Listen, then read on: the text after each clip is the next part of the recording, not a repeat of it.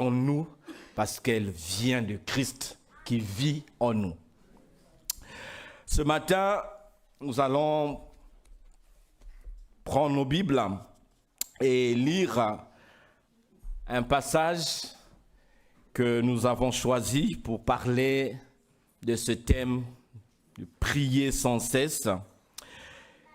Éphésiens chapitre 6, les versets 10 à 18. Éphésiens chapitre 6, versets 10 à 18. Je vais utiliser la version Louis II. Et il est écrit ceci, Éphésiens chapitre 6, à partir du verset 10 jusqu'au verset 18. Au reste, fortifiez-vous dans le Seigneur et par sa force toute puissante. Revêtez-vous de toutes les armes de Dieu afin de pouvoir tenir ferme contre les ruses du diable. Car nous n'avons pas à lutter contre la chair et le sang, mais contre les dominations, contre les autorités, contre les princes de ce monde de ténèbres, contre les esprits méchants dans les lieux célestes. C'est pourquoi prenez toutes les armes de Dieu, afin de pouvoir résister dans le mauvais jour et tenir ferme après avoir tout surmonté. Tenez donc ferme, ayez à vos reins la vérité pour ceinture. Revêtez la cuirasse de la justice. Mettez pour chaussure à vos pieds le zèle que donne l'évangile de paix. Prenez par-dessus tout cela le bouclier de la foi, avec lequel vous pourrez éteindre tous les traits enflammés du malin. Prenez aussi le casque du salut et l'épée de l'esprit qui est la parole de Dieu. Faites en tout temps, par l'esprit, toutes sortes de prières et de supplications. Veillez à cela avec une entière persévérance et priez pour tous les saints. Prions le Seigneur. Dieu notre Père, nous voici en ta présence. Nous sommes conscients que nous avons besoin de toi. Et nous reconnaissons que ta parole est cette manne journalière qui nourrit notre âme. Et nous demandons en cet instant que ton esprit, qui est l'esprit de vérité, puisse interpréter pour nous ta parole, puisse nous révéler tes pensées, ta volonté. Que nos cœurs, Seigneur, soient disposés à écouter ta voix et à discerner ta volonté. Merci de faire taire tout autre bruit qui chercherait à nous distraire. Merci de nous donner ton esprit de révélation. Parle-nous, Seigneur, nous sommes à ton écoute. Amen. Amen. Au début de la pandémie de la Covid, il y a une phrase qui a été prononcée par le président de la République française. Je ne sais pas si vous vous rappelez de cette phrase. Il avait dit ceci: nous sommes en guerre. Nous sommes en guerre. Et aujourd'hui, je tiens à rappeler ces paroles aussi. Nous sommes en guerre. Que vous le vouliez ou pas, nous sommes en guerre. Nous sommes en guerre, c'est facile de pouvoir le discerner. La vie que nous sommes en train de vivre sur terre n'est pas une vie de facilité. Nous sommes en guerre de tous côtés. Il ne s'agit pas seulement de cette guerre qui se passe en Ukraine ou à Gaza ou en RDC ou au Soudan, mais nous sommes en une véritable guerre. Et cette guerre, c'est un combat contre les forces spirituelles. Nous sommes en guerre là où nous travaillons. Nous sommes en guerre dans nos écoles et dans nos universités. Nous sommes en guerre même au sein de nos propres familles. Nous sommes en guerre dans nos quartiers où nous vivons. Nous sommes en guerre même dans la rue, dans les transports en commun. Nous sommes en guerre. Mais notre guerre, ce n'est pas une guerre contre la chair et le sang. Ce n'est pas une guerre contre notre prochain.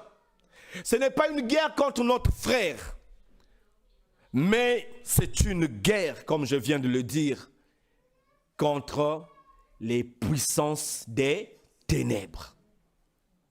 Et aujourd'hui, ces puissances des ténèbres se servent de nos semblables, des êtres humains comme nous, de chair et de sang, pour nous attaquer, pour chercher à nous déstabiliser, pour nous empêcher d'avancer.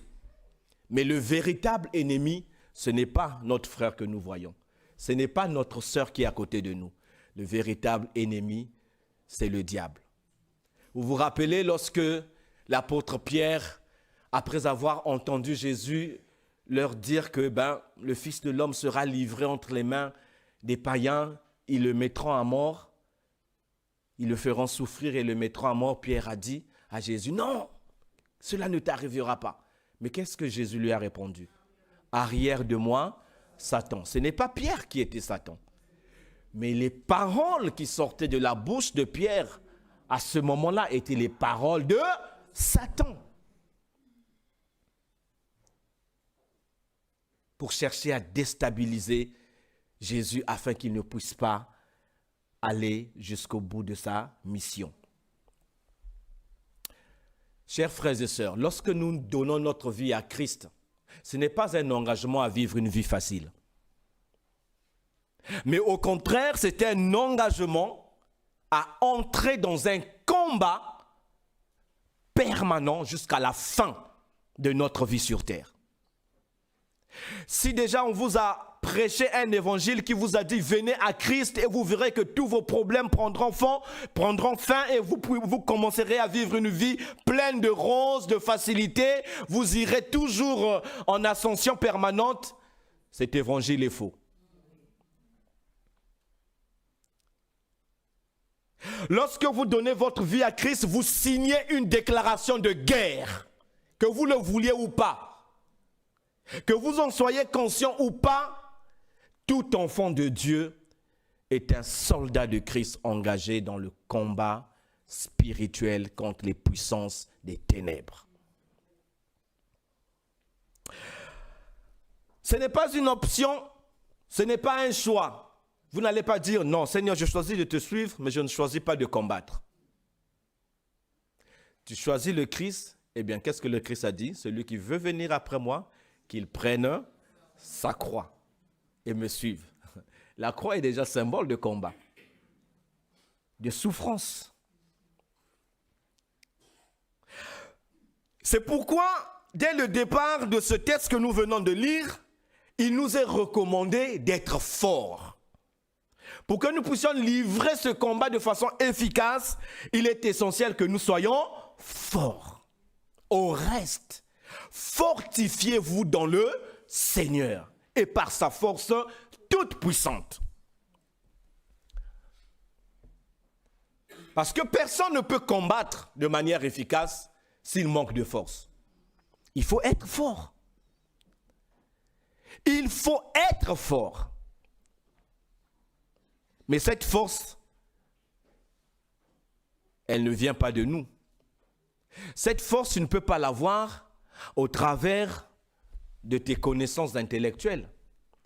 Cette force, tu ne peux pas l'apprendre à l'école. Cette force, tu ne peux pas l'apprendre ou la recevoir de ta famille. Non. Ni dans ton quartier, ni dans les rues. Fortifiez-vous dans le Seigneur. J'ai dit au début que ce combat est spirituel. Pourquoi? Parce que nos ennemis sont aussi spirituels. Donc c'est un combat que nous livrons contre les esprits. Et puisque nos ennemis sont spirituels, nous devons aussi utiliser des armes spirituelles. Ah oui. Tu as un ennemi spirituel devant toi, ce n'est pas avec un revolver ou un AK que tu vas tuer un esprit. Tu dois utiliser aussi des armes spirituelles. Et dans 2 Corinthiens 10, 3, 4, nous voyons l'apôtre Paul qui insiste là-dessus. 2 Corinthiens, chapitre 10, au verset 3 et au verset 4, il est écrit ceci. Si nous marchons dans la chair, nous ne combattons pas selon la chair. Et le verset 4, car les armes avec lesquelles nous combattons ne sont pas charnelles, mais elles sont puissantes par la vertu de Dieu pour renverser des forteresses. Et là, ça me projette plus loin dans l'histoire d'Israël, lorsque le peuple d'Israël, guidé, conduit par Josué, est entré à Canaan. Le premier obstacle était la ville de Jéricho. Si vous connaissez très bien l'histoire. Et on nous dit que Jéricho était une ville barricadée. C'était une forteresse. Mais comment cette forteresse s'est écroulée? Est-ce que le peuple d'Israël a utilisé des béliers? Non. Est-ce qu'ils ont utilisé la bombe atomique? Non. Le Seigneur leur a juste dit, tournez, marchez. Marchez autour de Jéricho, une fois par jour. Et le 7e jour, marchez 7 fois. Et après, vous crierez le nom de l'Éternel. Et quand ils l'ont fait, les murailles se sont écroulées. Les forteresses se sont écroulées. Mais bien aimés, vous ne pouvez pas faire tomber les forteresses de l'ennemi avec des armes charnelles. Seules les armes qui viennent de Dieu, qui sont remplies de la puissance de Dieu, pourront nous permettre de renverser les forteresses. Ces armes spirituelles, comme je l'ai dit, elles viennent de Dieu. Et nous devons nous en revêtir. Dans Éphésiens 6 que nous avons lu, le verset 11 nous le dit, « Revêtez-vous de toutes les armes de Dieu. » Revêtez-vous. C'est un ordre. Parce que nous sommes en guerre. Parce que nous sommes dans un combat, il faut se revêtir des armes. Ne soyez pas nus, mes chers frères et sœurs. Revêtez-vous de toutes les armes de Dieu. Pas seulement d'une arme, mais de toutes les armes de Dieu. Et pourquoi devons-nous nous revêtir de toutes les armes de Dieu? Il est écrit ceci, afin de pouvoir tenir ferme contre les ruses du diable. Alors je vais vous expliquer pourquoi. Il est une chose que nous devons savoir. Les enfants de Dieu ne combattent pas pour remporter la victoire. Notre victoire a déjà été remportée. Satan que nous combattons aujourd'hui est un ennemi déjà vaincu. Colossiens chapitre 2. Le verset 15, sur la croix, Jésus a vaincu Satan. Il est écrit ceci. Colossiens chapitre 2, verset 15, en parlant de Jésus-Christ, il dit, donc Christ a dépouillé les dominations et les autorités et les a livrées publiquement en spectacle en triomphant d'elles par la croix. Donc quand Jésus est mort à la croix, il a vaincu Satan, il a accompli les paroles de Dieu qui avaient été prononcées dans Genèse chapitre 3, le verset 15, que la postérité de la femme te mordra, et plutôt la postérité du serpent te mordra le talon, mais la postérité de la femme écrasera la tête du serpent. Et Jésus, à la croix, a écrasé la tête du serpent, a ôté sa puissance, sa domination. Mais vous savez, quand on écrase la tête du serpent, la queue continue à bouger. Et c'est ce qui se passe actuellement. Et quand la queue bouge, si vous vous approchez de la queue, souvent, qu'est-ce qui se passe en nous? C'est une forme de peur qui est créée. Un enfant qui s'approche d'un serpent, dès qu'il verra que la queue bouge, l'enfant s'enfuira. Et beaucoup d'enfants de Dieu aujourd'hui sont en train de fuir juste parce qu'ils voient la queue du serpent bouger. Revêtons-nous de toutes les armes. Pourquoi? Parce que la victoire a été remportée, mais nous devons tenir ferme. Tenir ferme contre quoi? On ne nous dit pas contre la puissance de Satan.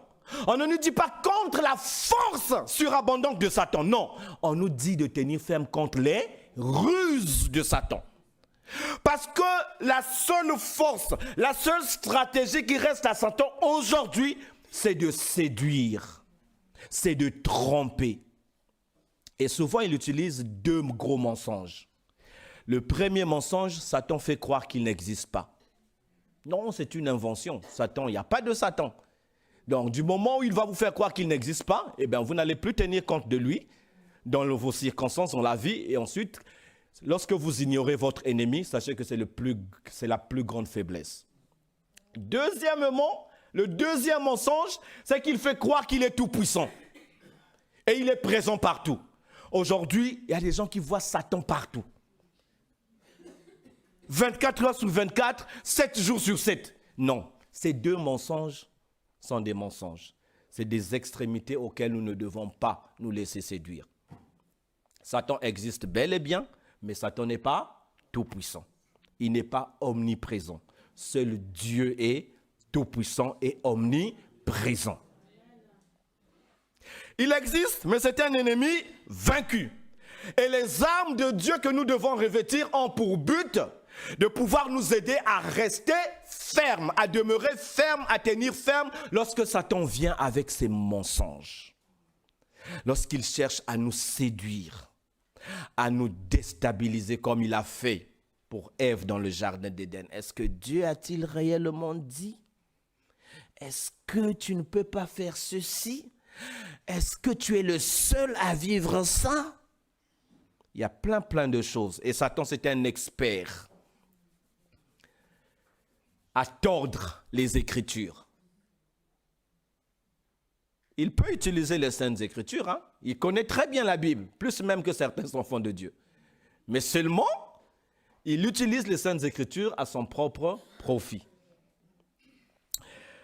Mes bien-aimés, les armes de Dieu, toutes les armes de Dieu. Et c'est pourquoi il est encore insisté au verset 13. Et on insiste encore. C'est pourquoi prenez toutes les armes de Dieu, afin de pouvoir résister dans le mauvais jour. Vous voyez, dans le verset 11, il y a tenir ferme.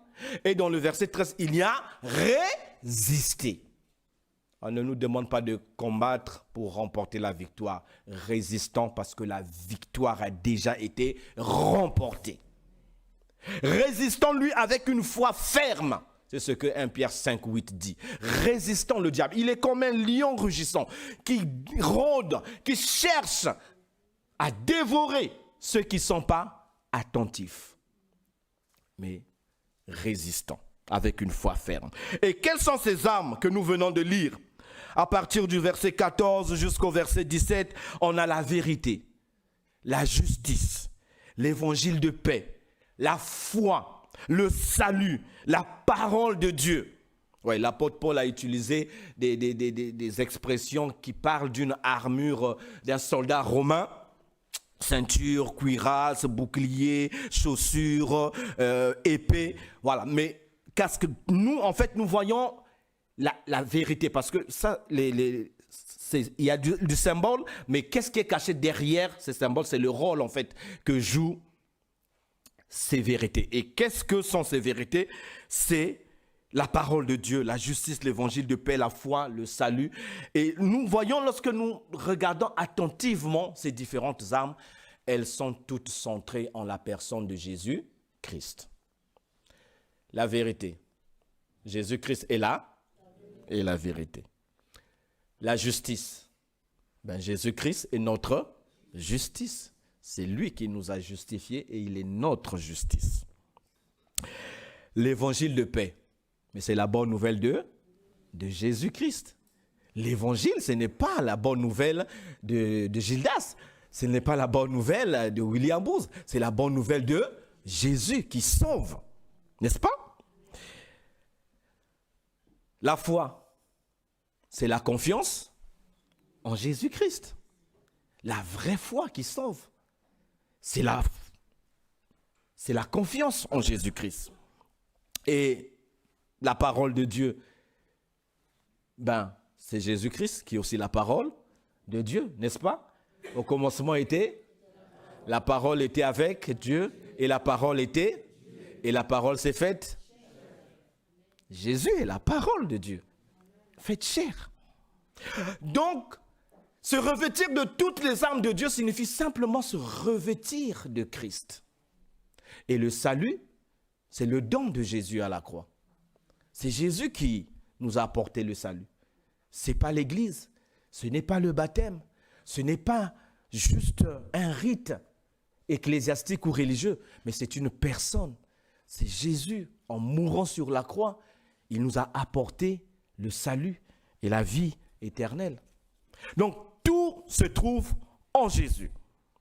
Nous devons placer notre confiance en lui et nous devons nous nourrir de sa vie. Et Jésus l'a dit, si quelqu'un ne demeure pas attaché en moi, on le coupera. On le jettera comme un sarment qui n'est pas attaché au tronc et qui ne porte pas de fruits. Mais il y a une chose très importante que j'aimerais souligner ce matin. On a vu, premièrement, que nous sommes en guerre. Ce combat est spirituel. Pourquoi? Parce que nos ennemis sont spirituels. Le verset 12 le dit clairement. Nous n'avons pas à lutter contre la chair et le sang, mais contre les dominations, contre les autorités, contre les princes de ce monde de ténèbres, contre les esprits méchants dans les lieux célestes. Nous avons appris que toutes ces puissances et ténèbres ont déjà été vaincues par notre Seigneur et Sauveur Jésus-Christ à la croix de Golgotha. Mais nous sommes appelés quand même à nous revêtir de toutes les armes de Dieu pour tenir ferme, pour résister à notre ennemi afin de confirmer la victoire de Jésus-Christ. Mais il y a un secret incontournable. Puisque dès le départ, il est dit, nous sommes invités à puiser notre force dans la force toute puissante de Dieu et à nous revêtir de toutes les armes de Dieu. Comment cela est-il possible de manière pratique? Il n'y a qu'une seule réponse, c'est par la prière. Vous voulez puiser votre force en Dieu, c'est par la prière. Vous voulez vous revêtir des armes de Dieu, c'est par la prière. C'est pourquoi ce paragraphe sur ce combat spirituel sur les armes se termine par ce verset 18. Et si vous continuez jusqu'au verset 19, vous verrez que il y a cette exhortation à prier. Faites en tout temps, par l'Esprit, toutes sortes de prières et de supplications. Veillez à cela avec une entière persévérance et priez pour tous les saints. Priez, chers frères et sœurs. Priez. Priez. Priez encore. Priez toujours. Priez sans vous lasser. Priez sans relâche. Priez sans cesse. Voilà ce que la Bible nous demande de faire. Dans un monde où nous sommes confrontés aux attaques, aux ruses des puissances spirituelles, notre seule force, c'est la prière. Vous voyez, il y a quelque chose qui se passe dans le monde aujourd'hui. Il y a deux directions. Le monde est en train de couler. Le monde est en train de couler de s'effondrer. Mais nous, les enfants de Dieu, nous sommes appelés à nous élever. Mais si nous ne nous connectons pas à la puissance qui peut nous élever, nous allons aussi être entraînés dans la chute et dans l'effondrement de ce monde. C'est lorsque nous sommes à genoux, lorsque nous vivons. La prière n'est pas juste quelque chose, une activité dominicale, une activité religieuse, un rite que nous devons réaliser à un certain moment lorsqu'il y a trop de problèmes. La prière est notre kit de survie. Elle est indispensable. C'est comme la respiration. Vous ne pouvez pas vivre si vous ne respirez pas, n'est-ce pas? Vous ne pouvez pas vivre s'il n'y a pas d'oxygène.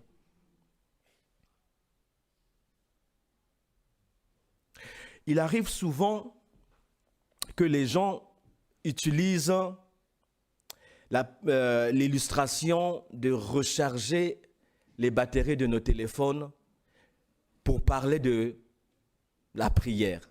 Mais je vais vous dire que quelque part, ce n'est pas l'idéal. Ce n'est pas parfait, cet exemple. Pourquoi? Parce qu'une fois que la batterie du téléphone est chargée, qu'est-ce qu'on fait? On débranche, n'est-ce pas? Et quand on débranche, qu'est-ce qui se passe? La batterie se décharge encore. Et si nous nous retrouvons dans une situation où il n'y a pas d'électricité?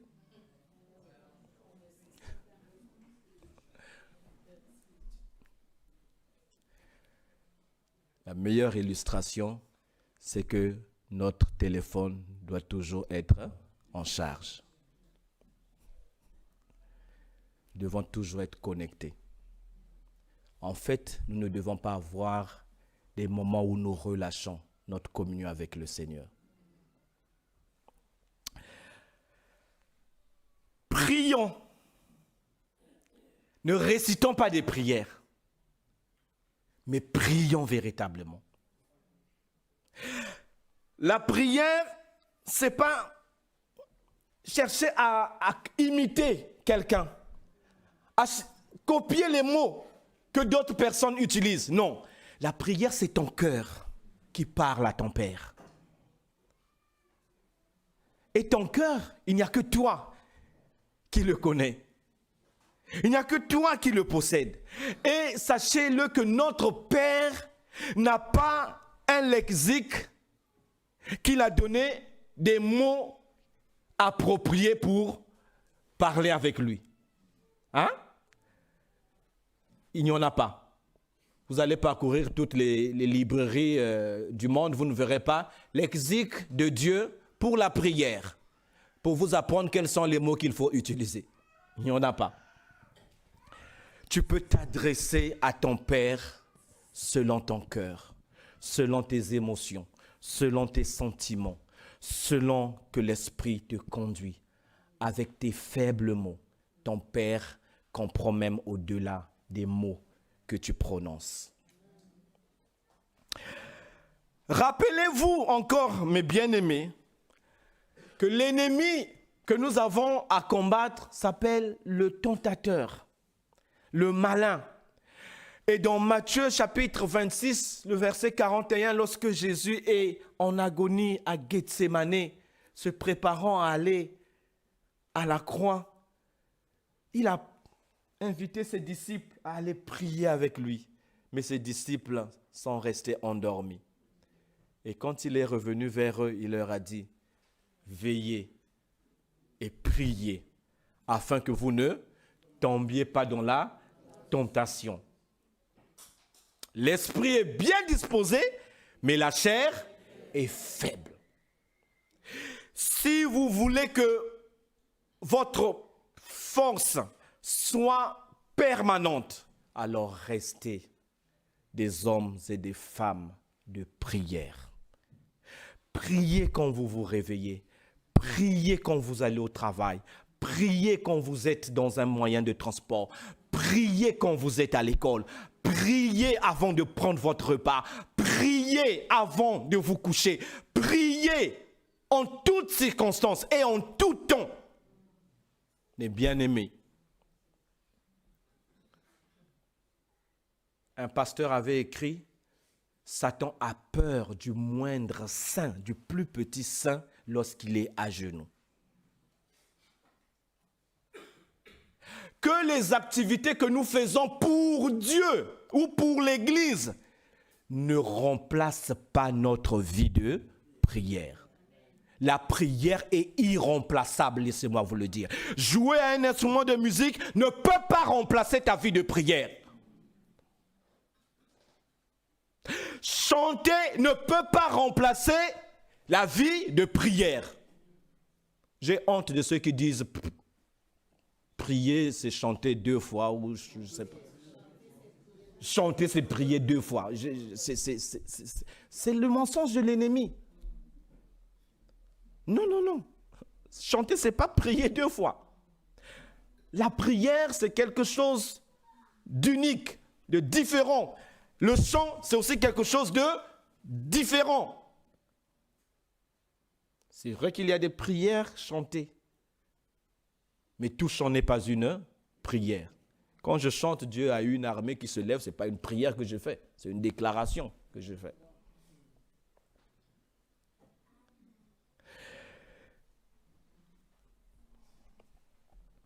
La prière, c'est ce qui détermine la qualité de notre foi. Quand vous dites que vous avez foi en Dieu, cette foi-là est démontrée par une vie de prière. Lorsque vous étudiez les personnages de la Bible, les hommes et les femmes de Dieu qui sont dans la Bible, il y a une caractéristique commune pour tous ces personnages, c'est leur vie de prière, leur relation avec Dieu. Voyez Abraham, voyez Moïse, voyez Néhémie, voyez Daniel, voyez David. C'étaient tous des hommes de prière qui savaient qu'ils ne pouvaient absolument rien faire par eux-mêmes. Et si eux ne pouvaient rien faire par eux-mêmes, ce n'est pas toi et moi qui pouvons aujourd'hui faire quelque chose par nous-mêmes. Nous avons besoin de Dieu. Nous avons besoin de la force de Dieu. Nous avons besoin de la puissance de Dieu. Et la seule chose qui peut nous permettre d'être remplis de cette force et de cette puissance, c'est la prière. Je voudrais aussi vous dire que la prière détermine votre perspective de la vie. La façon dont vous voyez le monde est déterminée par votre vie de prière. Je prends juste un exemple. Dans 2 Rois chapitre 6, les versets 14 à 17, on nous parle de l'histoire d'Élisée et de son serviteur. Le roi de Syrie a entendu que tout ce qu'il était en train de décider dans son conseil de guerre était divulgué à ses ennemis, les Hébreux. Tu n'as pas de traître parmi toi. Mais ce que tu prononces ici et même dans ta chambre à coucher, eh bien, le prophète Élisée est au courant. Parce que c'est un homme de Dieu. Ah, mais il faut donc l'éliminer. Et il envoie donc une armée pendant la nuit pour aller entourer cette ville qui s'appelle Dothan, dans laquelle se trouve Élisée, son serviteur.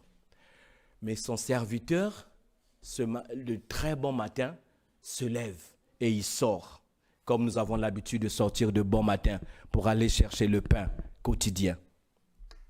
Mais ce serviteur n'avait pas passé du temps avec le Seigneur. Et quand il sort, qu'est-ce qu'il voit? Toute une armée qui entoure la Bible, la ville. Ça, en parlant du roi de Syrie, il y envoya des chevaux, des chars et une forte troupe qui arrivèrent de nuit et qui enveloppèrent la ville. Le serviteur de l'homme de Dieu se leva de bon matin et sortit. Et voici une troupe entourait la ville avec des chevaux et des chars. Et le serviteur dit à l'homme de Dieu, « Ah, mon Seigneur, comment ferons-nous » Ça signifie quoi? C'est un cri de désespoir. Cri de désespoir, Seigneur, que ferons-nous? Nous sommes cuits. C'est fini. Nous sommes foutus.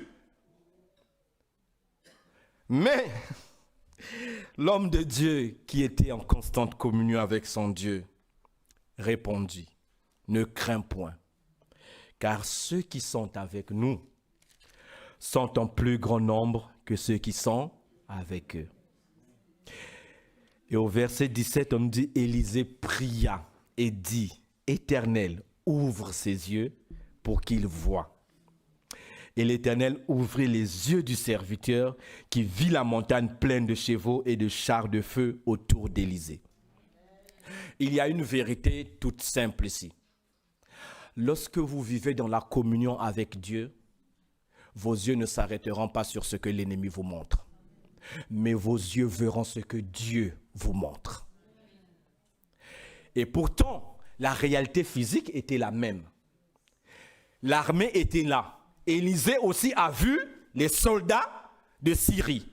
Mais son regard était au-delà de ces simples soldats qui les entouraient. Et il a dit à son serviteur, ceux qui sont avec nous sont en plus grand nombre que nos ennemis.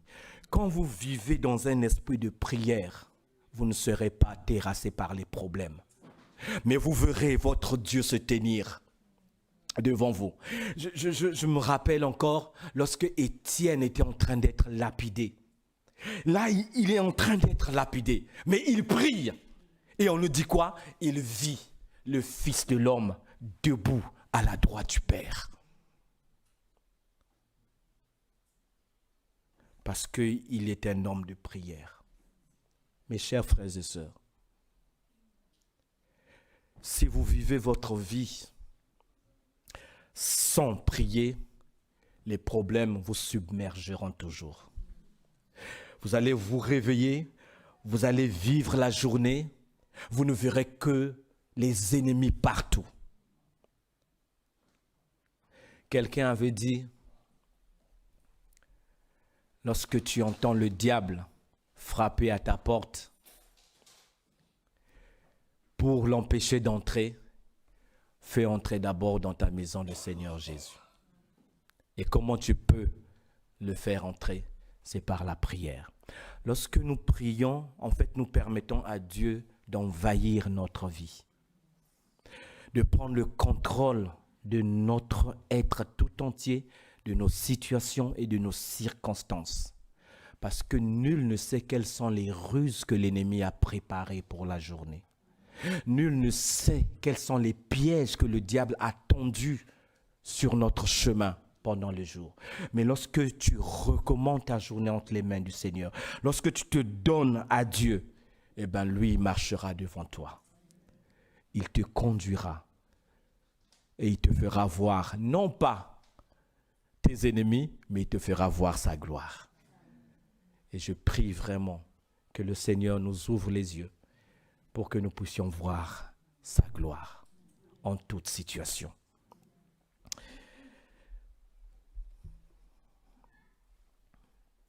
Seigneur, donne-moi un esprit de prière. Peut-être que c'est cette requête que nous pouvons faire ce matin. Nous allons passer un temps dans la prière. Nous sommes en guerre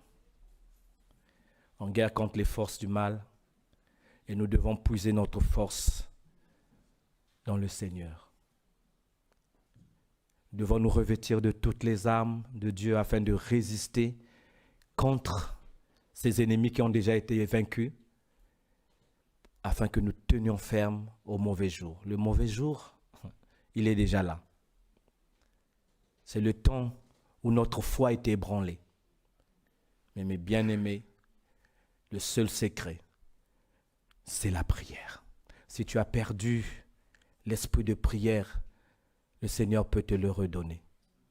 Si tu as perdu le goût de la prière, le Seigneur peut restaurer ce goût en toi.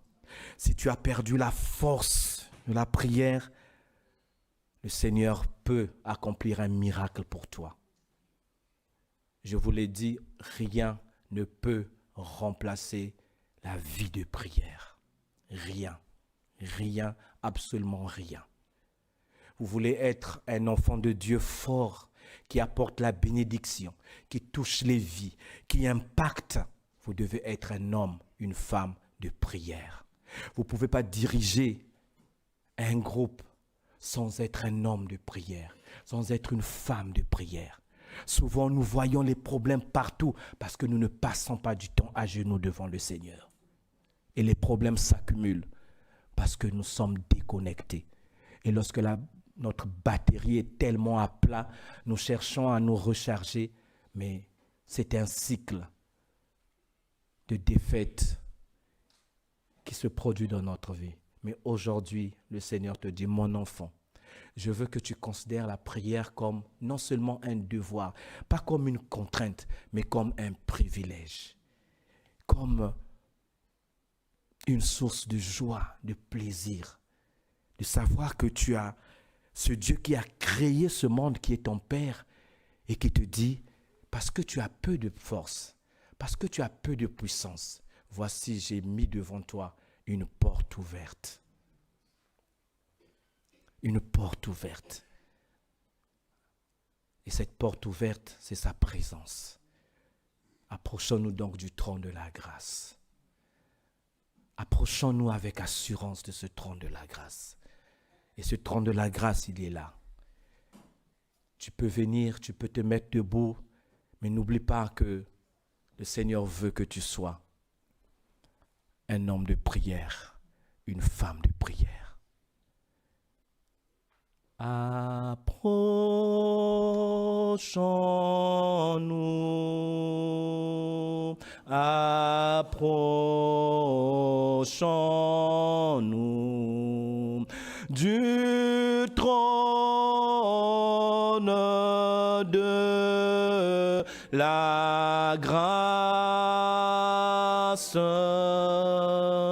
et Dieu